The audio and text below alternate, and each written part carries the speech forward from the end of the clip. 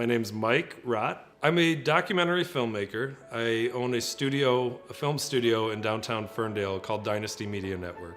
Going back to high school, I always was in love with the movies. So I always had that passion. I grew up in a musical household. How'd I get into film? So I was looking for my next gig, and I thought, you know what, why don't I get a job at the Apple Store while I'm figuring out what my next career plan is. I was in charge of the training program at one of the largest Apple stores in the Midwest. Through that and through teaching the public, and just really fell in love with the process of creating. Flash forward to today, I just had an opportunity to follow my dream of having my own film studio and working on my own projects, and try to change the world and a little bit of whatever I can do, try to make people see each other in a different way and be a little nicer to each other. From day one, I was interested in real life and human interest stories. One thing that's so interesting about documentaries is that you don't really know where they're going. When you're making a documentary, it's like you have just a block of concrete and you start chiseling away, and you don't really know what you're gonna end up with when it's all done. It's kind of its own adventure. I have people ask me all the time, and how did you end up picking this subject? You know, it's about a World War II African-American pilot, and here I'm just this kind of like white suburban Jewish kid. It was just simply because my dad was at an event where Lieutenant Colonel Alexander Jefferson, he was giving a talk. My dad, Sheldon, was so blown away by it that he went up to him after and he said, you know, my son just opened this film studio in Ferndale. We would love to bring you in to interview you. I started interviewing him, and he's telling me stories and stories and stories. And eventually, Colonel, time out. Your life is a movie. We have to make a movie about your life. At one point, he's like, golly, Mike, let's do it. He was just all fired up. And he's definitely one of the most amazing people that I've ever met or will meet in my life. Yeah, there's not too many family film teams, but we're definitely one of them. Mom and Dad both were from a show business background. So Dad, many moons ago, he was with Capitol Records, and he was on the team that first promoted the Beatles when they came to the States. And Mom was a singer on Decca Records that had top 40 hits and stuff under the stage name Vicki Carroll. And that's actually how they met in the industry. So it was the Sheldon Rott Orchestra featuring Vicki Carroll after they partnered up, and then they got married, and here I am. My mom, I remember she had these VHS tapes in the basement that were some of her performances transferred from film reels. She said that I've spent all these years in show business, and you can't even Google my name and see anything that she's done online. What I did was I took these videotapes and just analog to digital video, converted them, and uploaded them. She was so happy about that.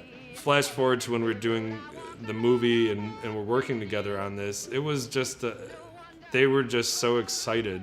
It's been wonderful working with them. Oh my God, yeah, I don't get emotional really often. It's a cool thing to see people appreciate and understand your work. I mean, we had people coming up in tears saying like, I didn't know any of that stuff went on. And that's the most gratifying feeling. But there was one time when we did this screening at the Maple Theater. Colonel Jefferson, we called him up after the movie. It was just like a standing ovation for him. And it's like, fantastic, fantastic. And he just was so excited. He just looked like a child, like in his eyes. And he gave me a big hug, and I was just like, it was just pure joy. And I remember just tearing up and God, getting like teary-eyed thinking about it. It's just it's just all the hard work and all the overnight, like around the clock editing, like sleeping at the studio. Just, it was all worth it in that moment. So for my parents who were retired from show business, can you even imagine, like, to be totally back in it and doing this kind of stuff? They were as happy as me, and maybe more so. Hey Michelle, come on in. We're gonna talk about the movie. Welcome. Hello. The next movie that the studio is going to produce is going to be to fight anti-Semitism. And Michelle actually had the idea. Do you want to tell how it came to be? I just was like, babe, you're so passionate about, fighting against hate and fighting against ignorance for all people, and why not for your people? Because it's really real out there too. The name of the movie is called Why the Bleep Do They Hate Me? and it's gonna take kind of a different approach. It's not a real deep, serious, it's definitely not a preachy film. It's more of a kind of a comedic look at why the bleep do people hate me? Like, let's go find out. And actually, it's funny how we were introduced to the Royal Starr Film Festival is that Michelle actually went to high school with Luke Castle. Yeah, Lucas Di Castillo. Ooh. He goes by Luke Castle now that he's famous. What they've done with the Royal Starr Film Festival is that we kind of went backwards. When we launched this film, we ended up at film festivals, but we never did anything locally. We were not connected with the local film community at all.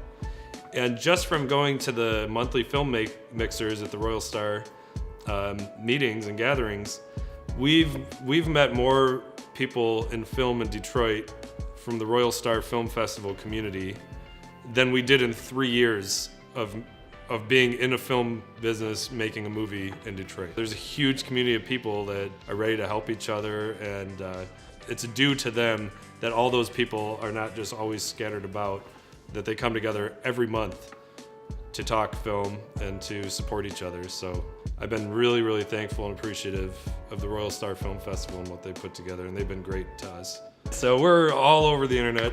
DynastyMediaNetwork.com is the company website. LuftGangsterMovie.com, and that's Luft Gangstermovie.com. You gonna ask me to flash my boobs? Because I will. 100%. Camera, blur it out a little bit, or put some black bars. Yeah. I told you no boobs unless you get paid. Oh, okay, never mind. Okay, 1, 2, 3. L'chaim! We're really cheesy and dorky. I know, we're super nerdy. That's great.